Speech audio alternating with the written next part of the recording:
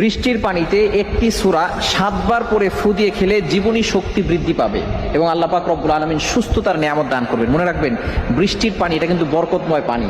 হুয়াল্লাযী আনজালা মিনাস সামাই মাআ, আল্লাহ পাক রব্বুল আলামিন আসমান থেকে যে পানিটা দিয়ে থাকেন, এই পানিটা জমিনে পড়ার পরেই কিন্তু জমিনে উর্বর হয়, জমিনে ফসল জন্মায়।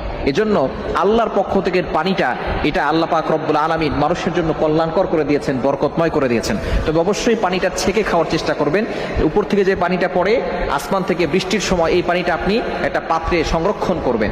আমরা এই বৃষ্টির পানি অনেকেই খাই না। বৃষ্টির পানির ভিতরে কিন্তু অনেক বরকত রয়েছে এবং এই পানির ভিতরে যদি আরো একটি সূরা 7 বার পড়তে পারেন, ফু দিয়ে ওই পানিটা খেলে আল্লাহ পাক রব্বুল আলামিন আপনাকে সুস্থতার নিয়ামত দান করবেন। অসুস্থ আছেন, সুস্থতার নিয়ামত দান করবেন এবং আল্লাহ পাক রব্বুল আলামিন জীবনী শক্তি বৃদ্ধি করে দিবেন। বিশেষ করে সেই সূরাটি হচ্ছে সূরাতুল ফাতিহা। সূরা ফাতিহা পবিত্র কোরআনুল কারীমের ভিতরে সর্বপ্রথম সূরা এবং এই সূরাটাকে বলা হয় শিফাউম মিন কুল্লি দা, সকল রোগের ঔষধ হচ্ছে এই সূরা। বিশেষ করে আমরা সূরা ফাতিহা কিন্তু সকলেই জানি। সূরা ফাতিহা হচ্ছে পবিত্র কোরআনুল কারীমের ভিতরে সর্বপ্রথম সূরা এবং কোরআনের সারাংশ, উম্মুল কোরআন বলা হয়, অর্থাৎ কোরআনের মা হচ্ছে সূরাতুল ফাতিহা। এই সূরার ভিতরে আল্লাহ পাক রব্বুল আলামিন শিফা দিয়েছেন। তিরমিজির ভিতরে হাদিস এসেছে, যদি কোনো কারো পেটে ব্যথা হয় অথবা বিভিন্ন জায়গায় ব্যথা হয় অথবা সে অসুস্থ হয়ে পড়ে, তাহলে সূরাতুল ফাতিহা আউযুবিল্লাহ বিসমিল্লাহ সহকারে 7 বার পরে পানিতে ফু দিয়ে ওই পানিটা খাবেন। ইনশাআল্লাহ আল্লাহ পাক রব্বুল আলামিন আপনাকে সুস্থতার নিয়ামত দান করবেন।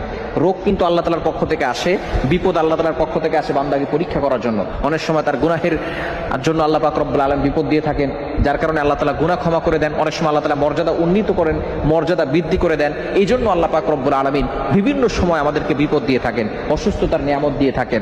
আমরা অসুস্থ হয়ে পড়লে আল্লাহর কাছে অভিযোগ করে ফেলি। এজন্য আপনার যত অসুস্থতা আছে, আপনি বৃষ্টির পানিটাকে সংরক্ষণ করবেন, সেটাকে ছেঁকে এই পানিটাকে আপনি সূরা ফাতিহা আউযুবিল্লাহ বিসমিল্লাহ সহকারে 7 বার পরে ওই পানিটা খাবেন।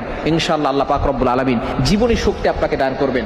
আপনি বুঝতে পারবেন কোরআনের ভিতরে শিফা রয়েছে। আল্লাহ তাআলা পবিত্র কোরআনুল কারীমের ভিতরে নিজে বলে দিয়েছেন, 15 নম্বর পারা 9 নম্বর পৃষ্ঠার 2 নম্বর লাইন, সূরা বনী ইসরাঈলের 82 নম্বর আয়াতে আল্লাহ বলছেন, ওয়া নুনাজ্জিলু মিনাল কুরআন মা হুয়া শিফাউ ওয়া রাহমাতুল লিল মুমিনিন।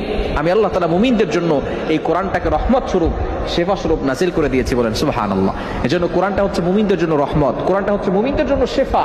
এজন্য আপনি কোরআন থেকে ফায়দা নিতে চাইলে অবশ্যই ইয়াকিনের সাথে আমল করতে হবে। এখন আপনি কোরআন থেকে ফায়দা নেবেন কিন্তু নামাজ পড়বেন না, তাহলে কিন্তু কাজ হবে না। আপনাকে নামাজ পড়তে হবে, 5 ওয়াক্ত নামাজ পড়বেন।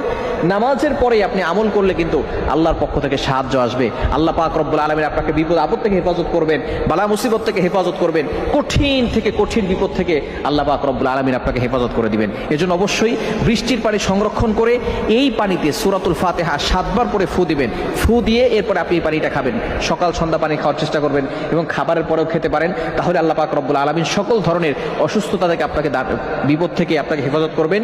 জীবনী শক্তি আল্লাহ পাক রব্বুল আলামিন বৃদ্ধি করে দিবেন। আল্লাহ তাআলা আমাদের সকলকে ইয়াকিনের সাথে সূরা ফাতিহা ও বৃষ্টির পানির আমল করে খাওয়ার তৌফিক দান।